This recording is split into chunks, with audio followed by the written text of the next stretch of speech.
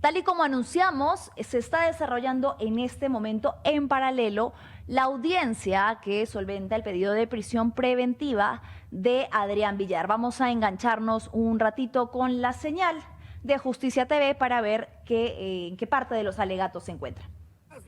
Dos tipos penales: homicidio y abandono de persona en peligro. La Corte Suprema, Sala Penal Permanente de la Corte Suprema, Casación 2079-2021, Lambayeque, explica el concurso aparente de leyes y las reglas para su solución, lo cual reitera en la Casación 1204-2019 Arequipa, del 7 de febrero del 2022. Y nuevamente en la Casación 305-2021 Lambayeque, del 27 de junio del 2022. Entonces aquí, señor juez, hay identidad de hecho. ¿Por qué? Porque el hecho es el siguiente: autor atropella con vehículo a la víctima, la deja en la calzada, le produce un traumatismo encéfalo-craneano severo que le ocasiona la muerte. Esa es la imputación. Ese es el hecho. Ese hecho se está tipificando homicidio culposo y abandono de persona en peligro. Los dos el mismo bien jurídico, porque los dos están en el título primero del libro segundo de la Bien, parte vamos a especial. conectarnos en directo con el penalista Ricardo Elías Puelles, con quien vamos a ir comentando lo que venga sucediendo en esta audiencia. Ricardo, ¿cómo estás? Muy buenas tardes y gracias por estar con nosotros nuevamente. Muy buenas tardes para ti y toda tu audiencia. Cuéntame, bueno, primero para empezar, uno de los principales puntos que estábamos señalando el día de ayer, a diferencia de las audiencias anteriores, hoy sí se conectó la fiscal principal del caso, la fiscal Janet Roller, y no el fiscal adjunto, ¿no? Vemos conectados a los dos, tanto al fiscal adjunto como a la titular, eh, lo cual es saludable, porque en este tipo de casos es importante que la titular del despacho se conecte, aun cuando no sea la persona que va a intervenir, sí puede participar, por ejemplo, como abogada interconsulta. Esto es, darle alguna información, brindarle algún detalle internamente al fiscal que va a intervenir. Correcto. En este momento, entonces, la persona que está hablando es César Nakazaki. Cuéntanos un poco cuál va a ser el orden de esta audiencia, retomando para la audiencia que de repente recién se conecta y está un poco como en duda de qué es lo que está sucediendo. Ya habíamos escuchado los alegatos, o mejor dicho, los argumentos de la Fiscalía para sustentar este pedido de prisión preventiva el día domingo, que de hecho el fiscal adjunto, el que está llevando a cabo la investigación, al parecer se olvidó de una serie de Correcto. anexos, razón por la cual todo el debate fue, no todo el debate, perdón, la segunda parte del debate, que era la respuesta de la defensa, fue trasladada al día de hoy. Cuéntanos un poco qué es lo que se va a ver en esta audiencia.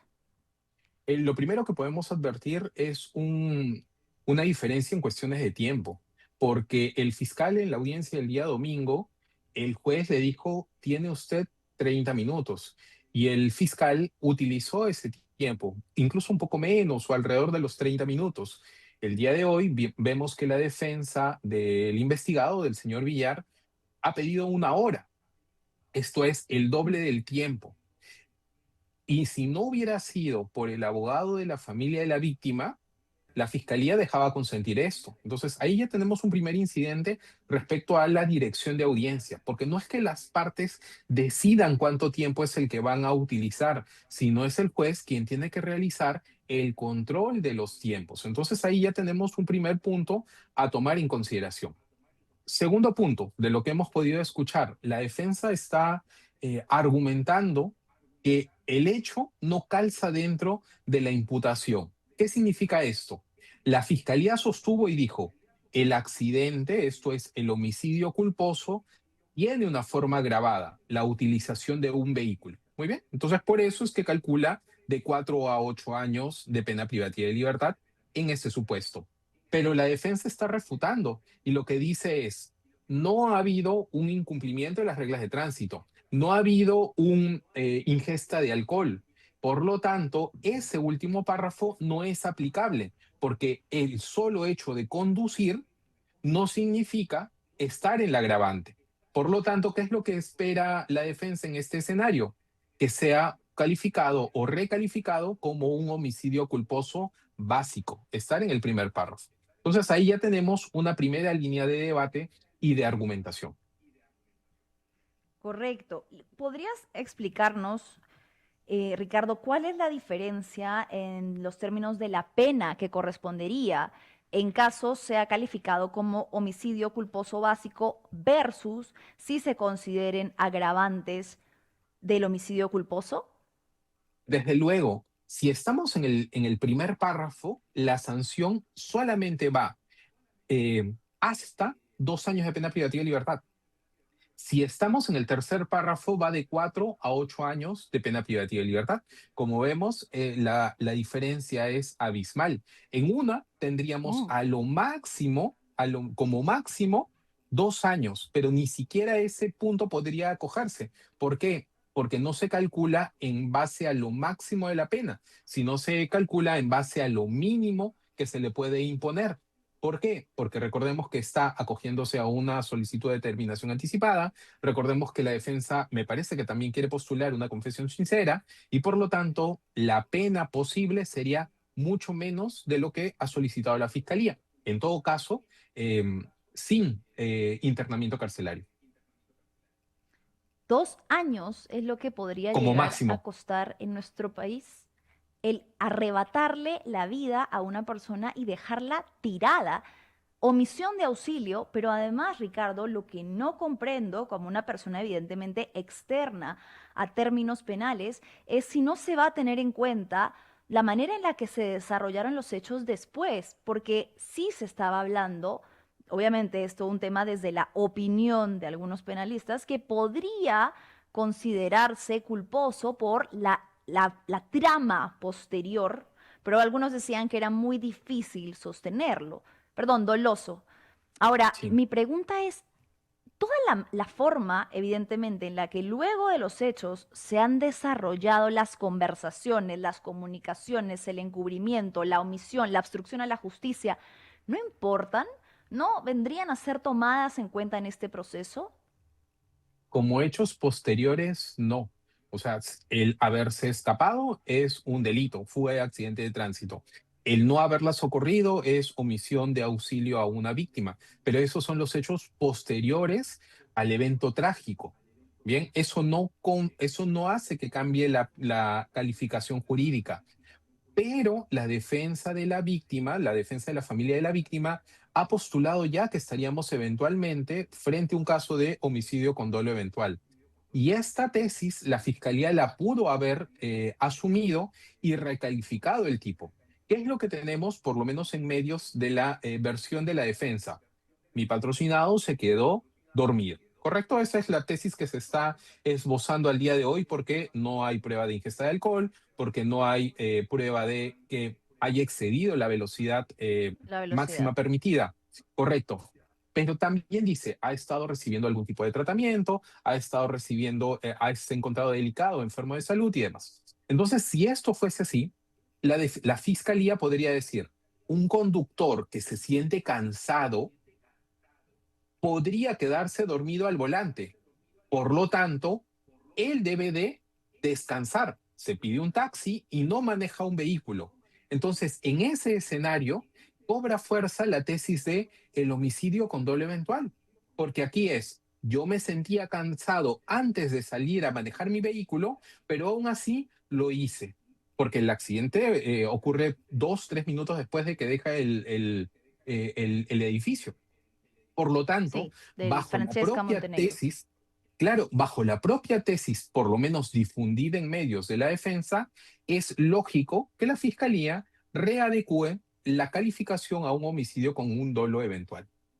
Ahora, si es que Evidente, estaba tomando algún tipo de pastillas o medicamento, digamos, por estas dolencias y tiene algún tipo de contraindicación, más aún. Entonces ya no estaríamos hablando siquiera de un homicidio culposo, estaríamos hablando de un homicidio con dolo eventual en el caso en el cual las penas van de 6 a 20 años. Pero hoy día, en la audiencia de prisión preventiva, no se puede cambiar la tipificación. Ya está. A ver, nos están poniendo ahí la audiencia para que reenganchemos un ratito para escuchar entonces la defensa de Nakazaki. A ver, Ricardo, vamos a engancharnos un ratito. Y correctamente se considera que solo están las circunstancias atenuantes, ahí no tenemos ninguna discrepancia con la fiscalía. El problema está en que cuando se determina la pena de la fuga del lugar de accidente de tránsito en condiciones normales, así como en el homicidio culposo agravado es el tercio mínimo, lo mismo es en la fuga. Hay dos circunstancias atenuantes, no hay agravantes, y las atenuantes siempre son las mismas: carencia de antecedentes y apersonamiento ante la autoridad. Ricardo, tengo una pregunta y esto se hablaba mucho en redes sociales, incluso ha sido el argumento que ha sostenido todo el tiempo la defensa de Villar, el mismo Villar en un video y sus familiares, que insisten en que debería ser considerado un atenuante el hecho de que Villar se presentó voluntariamente, entre comillas, a la justicia. Pero para mí esto es sumamente cuestionable porque no lo hizo durante la flagrancia, habría inventado una supuesta clínica, un supuesto shock traumático que lo tuvo internado en una clínica, según lo que ha dicho la policía, eso no existió nunca, y tardó en darse como identificado, en identificarse como la persona al volante 4 días. Terminó siendo la familia quien dio con el nombre de Adrián Villar. No es que él de manera voluntaria haya ido y haya dicho yo soy la persona causante de este accidente desde el momento en el que Maricel Linares saca el comunicado, que es al día siguiente. ¿Por qué entonces Nakazaki habla de un atenuante el hecho de que él se, entre comillas, haya presentado a la justicia? Lo ha hecho cuando ya no tenía otra alternativa. Correcto. Esa línea que de manera adecuada resumes, Manuela, es lo que el fiscal, esperemos, utilice como argumento en la réplica al momento de contraargumentar. ¿Por qué? Porque el código establece circunstancias atenuantes y circunstancias agravantes. ¿Alguna circunstancia agravante habrá expuesto el fiscal? Pareciera que no, teniendo la posibilidad de hacerlo. Entonces, porque ahora que termine la defensa de Villar de argumentar, la fiscalía podría contraargumentar y decir, esto no es una circunstancia atenuante que disminuya, que lo ubique en el primer tercio, sino que en el peor de los escenarios nos encontramos en el segundo tercio. Pero nuevamente, Y Manuela, si no lo contraargumenta, sencillamente es un punto a favor de la defensa. El juez no podría, claro, de sí, mutuo propio, sacarlo. corresponde al juez, claro, evaluarlo, pero si la fiscalía no dice nada, entonces quedaría como un dato al aire que bien puede ser tomado como certero por el juez, que además ya ha mostrado suma, no sé, adulación con Nakazaki.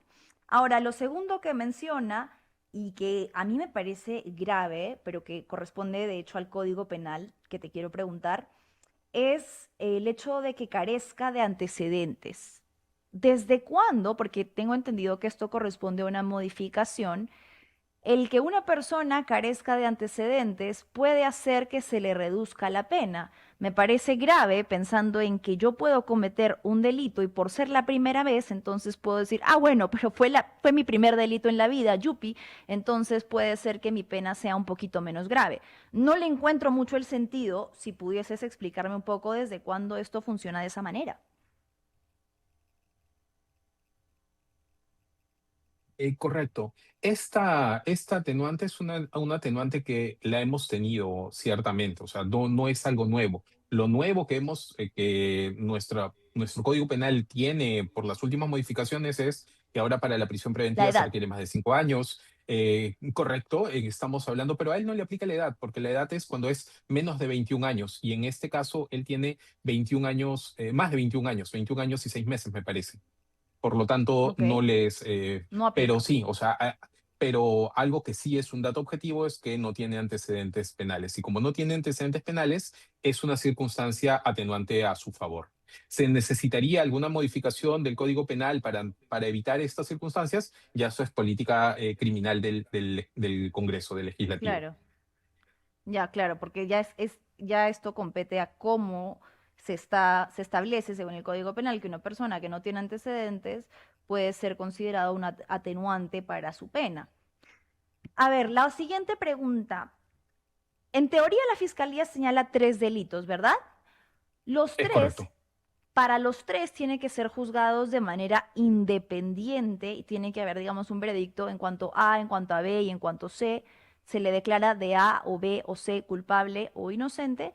¿Y cómo se suma el tema de las penas? No sé si me dejo entender un poco en la pregunta, pero quisiera que pudiéramos explicar cómo es que se van a juzgar los 3 delitos imputados. Si se analizan de manera separada, estamos hablando del homicidio culposo, luego de la omisión de auxilio y luego de la fuga del lugar del accidente en agravio del Estado. Claro, esa fue una de las preguntas que le hizo el juez al fiscal, porque en efecto le están imputando 3 delitos, pero el fiscal aclaró que respecto a fuga de accidente de tránsito y omisión de socorros, se encuentra frente a una figura de concurso ideal. En el caso del concurso ideal, el Código Penal establece que cuando más de una disposición es aplicable al mismo hecho, porque ciertamente lo es decir, es una persona que huyó, no la auxilió, pero huyó. Es una misma conducta. En esos casos se puede incrementar hasta en una cuarta parte el máximo de la pena más grave. Entonces, en este caso estamos hablando de fuga de accidente de tránsito con consecuencia mortal, es el tipo penal más grave. Ahora, entra eso en concurso con homicidio culposo agravado. Entonces ahí ya hay una sumatoria eventual de penas. No se suman los 3 delitos, sino se suman 2 de ellos, las penas más graves. Ok, Por eso es ok. que A ver, en la este defensa, momento Nakazaki está justificando un argumento central que es el explicar por qué, según la defensa, Adrián Villar no tendría peligro de fuga. Vamos a escucharlo.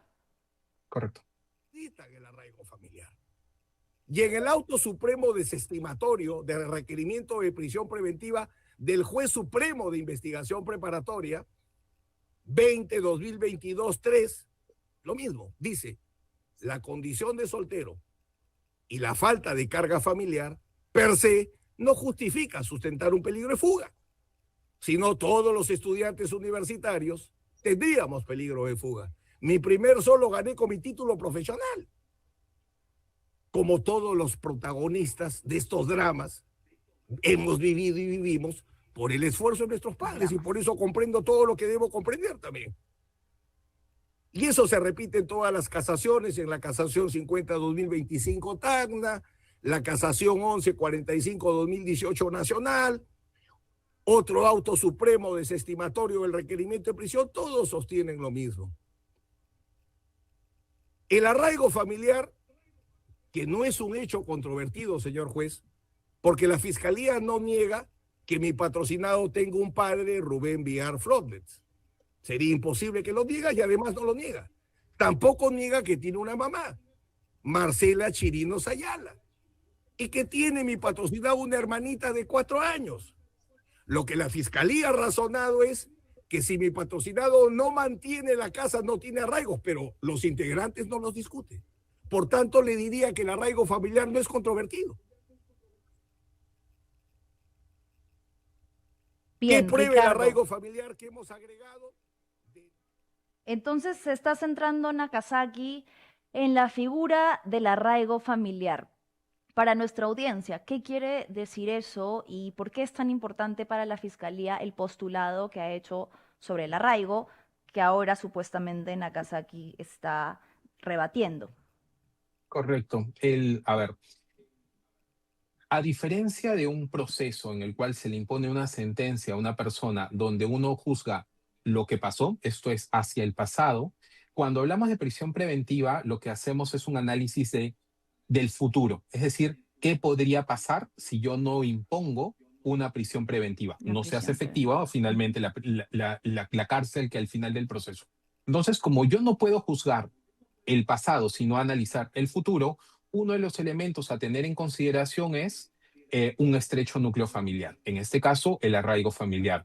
¿Por qué? Porque asumimos que una persona que no tiene papá, no tiene mamá, no tiene esposo, esposa, hijo y demás, es decir, que es una persona, un ermitaño, es mucho más probable que se desarraigue, que se fugue, que nunca lo encontremos, porque no tiene ningún tipo de pertenencia a un núcleo familiar. Entonces, es Claro. extraño que la fiscalía postule y diga no tiene arraigo familiar. Y me parece que en este caso la defensa dice no hay debate, no hay discusión sobre la existencia o no del arraigo familiar. Y en efecto, en realidad, en ese punto no hay debate. Tanto es así que tiene un núcleo familiar que precisamente todo gira en torno al encubrimiento que su núcleo familiar lo habría hecho. O sea, la primera respuesta que Claro. habría tenido. Entonces, hay cosas que no se pueden o no se deben siquiera discutir. El arraigo familiar es algo que ciertamente lo tiene. ¿Dónde está dónde gira el núcleo del problema? La posibilidad de obstrucción de la justicia. Esto es el peligro procesal de otra naturaleza. Tampoco hay discusión, me parece, sobre su vínculo estudiantil, que es un estudiante universitario, que está realizando estudios superiores y demás. ¿Por qué esto es importante? Porque la Corte Suprema también ha establecido este punto a tomar en consideración. ¿Qué es lo que tiene que hacer en estos casos la Fiscalía? Rebatir los puntos centrales. Esto es el peligro procesal que representa, no desde el punto de vista de fuga por ausencia de arraigo familiar, sino el entorpecimiento eventual o la obstrucción eventual de la justicia. Claro, más bien es ese núcleo familiar tan existente y tan arraigado con el que cuenta Adrián Villar, el que podría representar un peligro de obstrucción a la justicia, porque hemos visto, ha quedado evidenciado a través de una serie de chats, de llamadas y de acciones captadas en videos de cámaras de seguridad, cómo intentaron evitar que Adrián Villar se presente ante las autoridades en flagrancia y que pase un dosaje etílico en ese momento. Y posterior, todos los términos que tienen que ver con lo que ya hemos visto ayer. Te ofrezco peces gordos, ¿qué te parece si te pongo a mi papá, que es un gran abogado? Maricel Linares no acudiendo a las citaciones. Ahora, en este punto te quería mencionar algo que han revelado la revista Caretas hace solamente horas, y es que ya una fiscal, ahorita te aclaro exactamente de quién se trata, la jueza Yavari Fiorella Villanueva ha ordenado el levantamiento del secreto de las comunicaciones de Adrián Villar, de Maricel Linares y de una serie de oficiales, y esto es una parte para mí muy grave de todo este proceso, de oficiales que están implicados en una posible obstrucción a la justicia. Se trata de John Alex Mantencio Arteaga, Roberto Cortés Rumaldo, José Buenaventura Servanoa y Carlos Fabián Bailón Ortega. Esto me imagino con la finalidad de ver qué se dijeron, en qué momento se lo dijeron, quién le comunicó a quién la necesidad de que la policía llegara al domicilio, quién llamó a pedir auxilio de quién. ¿Para qué? Cuéntanos un poco si nos pudieses explicar, ¿para qué se aplica esta figura? Bien, muy interesante. Y de hecho, este tipo de medidas son las que se requieren a nivel de investigación fiscal. Cuando hablamos del levantamiento del secreto de las comunicaciones, en este caso en particular, porque se ha difundido también en X diferentes partes de la resolución, no solamente es las llamadas entrantes o salientes. ¿Por qué? Porque hoy en día las personas generalmente no llaman por teléfono, llaman por WhatsApp, llaman por Telegram o llaman por aplicativos. ¿Y por qué esta diferencia? Porque las empresas de comunicaciones no registran las llamadas que uno hace a través del aplicativo, sino a través de una propia línea. Entonces, está muy bien lo que ha hecho la Fiscalía. Ha pedido que se le informe el número de celulares, el reporte de los números celulares de las 5 personas que ha señalado. Además, el registro de llamadas entrantes y salientes y también los mensajes de texto de los números telefónicos. Ha sido un pedido muy claro. Las generales de ley de los propietarios de las líneas telefónicas, y esto es muy importante y esto es muy interesante. Además, los chips insertados en los dispositivos móviles. Esto es, cuando una persona utiliza un dispositivo, puede colocar o retirar chips. Entonces, también lo que está ordenando el Poder Judicial es que se identifiquen qué chips han sido insertados en los números telefónicos, porque a veces uno para, digamos, evitar dar su número, utiliza chips de terceros. Veo, de acuerdo a lo que se ha compartido, que incluso también se ha ordenado acceder a los correos electrónicos, a los mensajes de texto y demás información de dichos dispositivos electrónicos. Entonces, es una resolución importante. Ahora, hubiera sido importante que la Fiscalía continúe con las Mm. diligencias preliminares, espere estos actos de investigación, porque de repente hay algunos datos interesantes que salen de allí, y ahí recién pide el pedido de prisión preventiva. Pero no, hizo el pedido de prisión preventiva con la información que tenía y hay más información que se viene descubriendo, como por ejemplo lo dicho por el notario sobre el sello que Eso. aparece en la parte superior del documento. Entonces, esos datos, ¿por qué? Porque al margen de quién lo ha presentado, lo cierto es que es un documento donde aparecería en la firma de las dos personas, esto es, de la periodista y de quien recibe el vehículo, del señor Villar.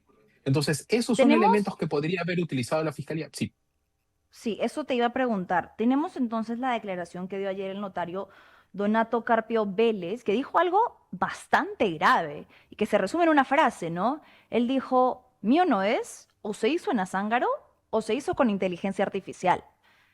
Lo que estaría revelando entonces, porque dijo que esto nunca se leó a escritos públicos, que no existe ningún tipo de factura o boleta sobre esa transacción, pero creo que lo más grave, más allá del hecho de que, bueno, evidentemente para la investigación es muy relevante que el carro sigue a nombre de Maricel Linares, es el hecho de que estamos hablando de nuevas herramientas o intentos de engañar, obstruir la justicia con lo que podría ser falsificación de documentos. ¿Esto podría agravar la situación de Maricel Linares? sí. Desde luego, porque aquí no solamente estaríamos hablando de un eventual encubrimiento personal, sino en concurso con una eventual falsificación y uso de documento falso, privado, falso o un fraude procesal. Pero de cara a la prisión preventiva, ese dato que hoy día conocemos hubiera sido importante incorporarlo en Por el debate, supuesto. pero no se incorporó. ¿Por qué? Porque nuevamente la Fiscalía pidió prisión preventiva sin haber agotado todos los actos de investigación como ellos. Y hubiera sido distinto el escenario en el cual dijeran, existe peligro procesal porque tenemos un documento con un sello posiblemente falsificado. Tenemos un peritaje que lo acredita y además tenemos la declaración del notario que corrobora esta adulteración. Y en las firmas no está solamente la de la firma de la periodista, sino también del investigado, del señor Villar. Entonces, Complicaría allí la situación de hubiera sido ambos. claro en una eventual audiencia de prisión preventiva, pero la que tenemos y la que estamos viendo no se debate No esto. está incluido eso. Ahora, es bastante probable, y nos lo decías ayer, Ricardo, que el juez no tenga cómo darle la razón a Fiscalía, que no tiene suficientes argumentos para solventar este pedido, y que termine por denegar la prisión preventiva. En ese caso, ¿qué sucede con Adrián Villar? Deja de estar bajo custodia policial, retorna a su casa y más o menos cuánto tiempo podría durar el proceso posterior, porque me imagino que lo que sigue es que la investigación fiscal continúa. Ahí, bueno, recuperaría inmediatamente la libertad. No se esperaría que haya una decisión en segunda instancia, sino que se tendría que ordenar la liberación inmediata apenas termine el juez de emitir su decisión. Mucho va a Ricardo, depender perdón, me si han es, pedido en Switcher que vayamos con la audiencia en la que están hablando del dosaje etílico y luego retomamos. Vamos a escuchar lo que están señalando sobre el dosaje. Y a partir de él se dijo contra tal persona, porque se ha personado y yo me identifico, yo soy el responsable. Dejó de ser contra quienes resulten responsables y pasó a ser contra Adrián Villar Chirinos. Se comunicó con el fiscal a cargo el 20 de febrero del 2026. También acompañamos la comunicación y dice el fiscal que va a proveer por escrito cuándo mi patrocinado va a declarar. Y hay 2 comunicaciones el mismo día, igual con la policía. Se hace entrega del vehículo, señor juez, y de los pasaportes. Usted le preguntó a la fiscalía, ¿y por qué? ¿Cuál sería el peligro? Y la fiscalía le dice, es que quizás podrían alterar el vehículo. Bueno, el vehículo ha sido entregado y luego en el peligro de obstaculización señalaré qué significa.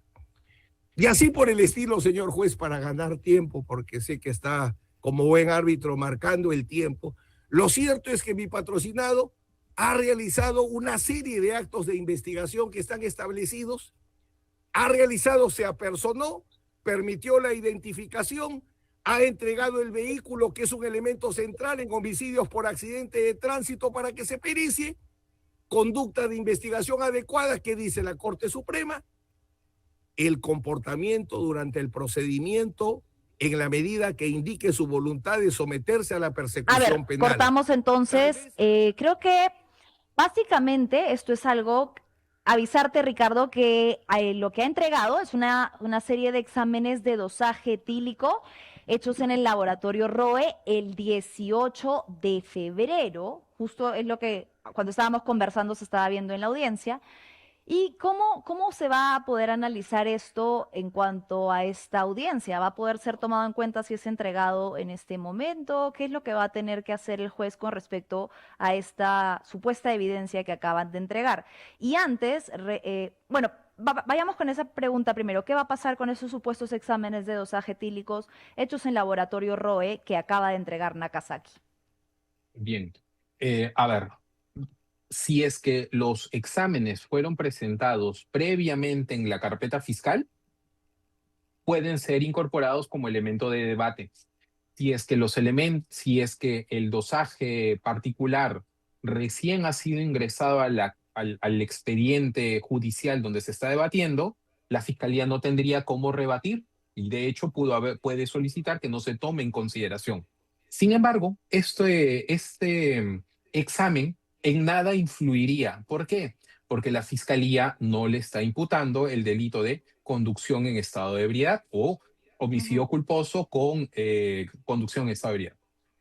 Ojo, la puerta que ha abierto la defensa al presentar un informe pericial de parte le abre la misma puerta a la familia de la víctima a que presenten un informe pericial de parte del accidente de tránsito. Es decir, que Para un perito... evaluar el tema de la velocidad. Exacto. Ellos están abriendo la puerta de actividad probatoria de parte. La familia podría decir, ok, ofrecemos a un perito con tales galardones o un equipo pericial o un centro de investigación acreditado internacionalmente para demostrar que esa evaluación que se realizó donde concluyen que la velocidad era 48.2 no es correcta. De acuerdo a este equipo pericial forense, es de 60, 70, lo que fuese. Bien, entonces, y ahí la defensa no va a poder rebatir porque ellos están presentando un informe pericial de parte, la familia de la víctima puede ofrecer un informe pericial de parte y la fiscalía puede seleccionar y decir, para mí, yo puedo adecuar mi imputación con este segundo, porque me parece mucho más sustentado por personas o con una metodología mucho más clara. Ojalá lo haga la defensa de la familia Marzano.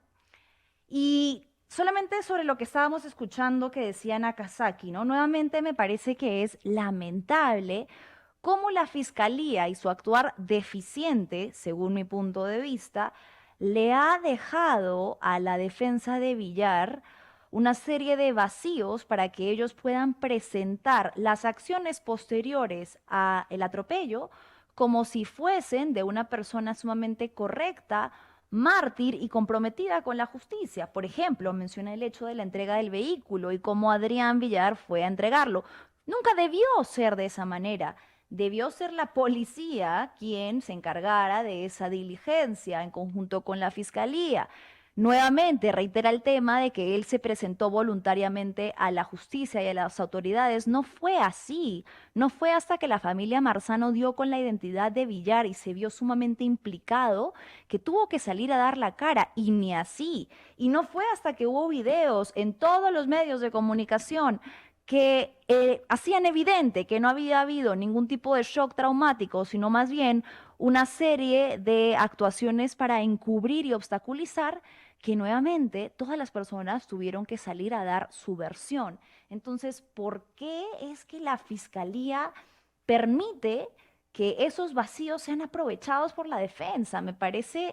Me da mucha tristeza. Bien. ¿De cuándo es el escrito de apersonamiento de Villar? Esto es, cuando dice, me presento, yo soy el conductor, no escuché si es del 18 o si es del 19. En la réplica, la fiscalía, ¿qué debería apuntar? Decir, sí, se presentó un escrito por la noche, obviamente no trabajan 24 horas, sino que lo hemos prohibido al día siguiente. ¿Bien? Pero antes de eso, yo ya tenía elementos suficientes como para lograr la individualización de la gente. Ya sabía Sí. que el vehículo le pertenecía a la señorita Linares, ya sabía dónde se encontraba el vehículo estacionado. Los miembros de la policía fueron directamente al edificio donde vive la enamorada o la ex enamorada del investigado. Ya se tenían las cámaras. Entonces, no es que gracias a él se logró descifrar el caso, sino Para nada. que gracias a los actores, a las actuaciones del Ministerio Público, era previsible dar con su identificación. Pero esto de nada servirá si la fiscalía en la réplica no lo argumenta. Correcto. Es por eso que era tan necesario que la fiscalía estuviese a la altura de lo que la misma madre de Francesca Montenegro ya había advertido: peces gordos, como lo es Nagasaki. Me atrevo a decirlo a título personal, por la experiencia que tiene, por los casos ganados que tiene, y porque es una persona que tiene ya amplio conocimiento de cómo se desarrolla el mundo penal. Y bueno, evidentemente es un estudio importante el que está representando a Adrián Villar. Una fiscalía que hubiese estado a la altura de la defensa que Villar y su entorno se ha conseguido, que lamentablemente ha demostrado, y esto objetivamente con cosas tan básicas como olvidarse anexar una serie de documentos, que no lo ha estado. Y eso para mí dice mucho de la importancia y la necesidad que tiene la Fiscalía o el Ministerio Público de pedir para Villar la prisión preventiva. Tengo entendido, según lo que nos comentaba Ricardo, que para ti, de manera un poco anticipada, ha debido esperar un poco más para recabar más información. Y es correcto. Yo, lamentablemente, Manuela, creo que esta es una batalla perdida para el Ministerio Público por la forma en cómo ha expuesto sus argumentos de prisión preventiva y cómo tiene tipificado al día de hoy en los hechos que están siendo materia de escrutinio público. Pero lo que el Ministerio Público puede realizar es una recalificación de los hechos, puede solicitar ampliación del peritaje, puede solicitar, por ejemplo, la declaración inmediata del notario, puede rearmar y reestructurar su caso, porque aun cuando le dieran prisión preventiva, esto puede ser incluso revisado en segunda instancia. Lo importante es Ojalá. cómo termina el proceso. Lo importante va a ser cómo termina el proceso, con qué tipo penal y con qué pena finalmente es condenado el señor Villar, porque ya la defensa ha dicho, vamos a aceptar la condena y dice, vamos a Correcto. buscar una pena justa, pero a partir de lo que hemos escuchado el día de hoy, están de acuerdo con los hechos, pero no con la calificación jurídica. Y por lo tanto, Claro. obviamente, tampoco con la pena. Bien, Ricardo, te agradezco muchísimo que te hayas conectado con nosotros esta tarde. Ya se nos ha acabado el tiempo del programa. Seguiremos pendientes de lo que suceda en la audiencia y, por supuesto, de la cobertura desde el ámbito penal que vienes haciendo desde el inicio del caso. Para cerrar, entonces, según tu opinión penal, no va a haber ningún pedido de prisión preventiva. Adrián Villar saldría libre en las próximas horas. A partir de lo que hemos visto el domingo y el día de hoy, el escenario es muy probable que declaren infundado el pedido de prisión preventiva, recupere su libertad y que incluso en una eventual apelación tampoco prospere. Lo que tiene que hacer la fiscalía es mejorar su estrategia tanto a nivel de fondo, esto es la calificación jurídica, como procesal con los actos de investigación que tiene que realizar. Bien, muchísimas gracias. Ha sido Ricardo Elías Puelles, abogado penalista, y nos vamos a un último enlace con lo que viene sucediendo en este momento, en vivo y en directo, con la audiencia de prisión preventiva de Adrián Villar, ya para cerrar. Doctor, le voy a hacer unas preguntas para encauzar el debate. ¿Está de acuerdo? Totalmente de acuerdo, señor juez. Ya. Doctor, entonces estamos hablando que los 5 presupuestos, bueno, porque no hemos tratado el plazo de la medida, solamente los tres últimos. No discute entonces la existencia de fundados y graves elementos, porque ese presupuesto no está negado por el imputado, ¿no? Así es, señor juez. Desde el primer día hay confesión, hay pedido de inicio de determinación anticipada, que hasta ahora estamos esperando se dé el trámite correspondiente. Ojo, muy correcto. Entonces, Bien, ojo a esto que menciona Nakazaki. Vuelve a un pedido que ya había hecho la defensa anterior de Adrián Villán, Jefferson Moreno. Le había aconsejado a su patrocinado Villar que no declarara nada a menos de que se aceptara una terminación anticipada. Esto es un acuerdo entre Fiscalía y la parte acusada. Vemos que Nakazaki está reiterando, está manteniendo esa línea argumentativa de la defensa en la que están pidiendo que se llegue a un acuerdo interno en el que Adrián Villar acepta la culpa, como ya supuestamente ha dicho que la acepta, la responsabilidad sobre el homicidio, y que se negocie una pena menor. Vamos a ver si es que esto es aceptado. Ojalá que no lo sea, porque esto evitaría que llegue a juicio. Y evidentemente para la familia sería una señal más de impunidad y una burla, según lo que ha señalado el propio Gino Marzano. Bueno, con eso vamos cerrando. Mañana ya tendremos un veredicto final sobre lo que anticipan diversos penalistas, incluido Ricardo Elías Puelles, que va a ser denegada la prisión preventiva, lo que significaría que en las próximas horas Adrián Villar recuperaría su libertad, regresaría a casa para continuar con las investigaciones en libertad y bajo un posible peligro de obstrucción a la justicia, según lo que todos hemos visto. Lo sabremos mañana, regresamos aquí en Fuerte y Claro a la misma hora a través de La República. No se olviden de darle like a este programa, compartir, comentar y suscribirse. Chao, chao.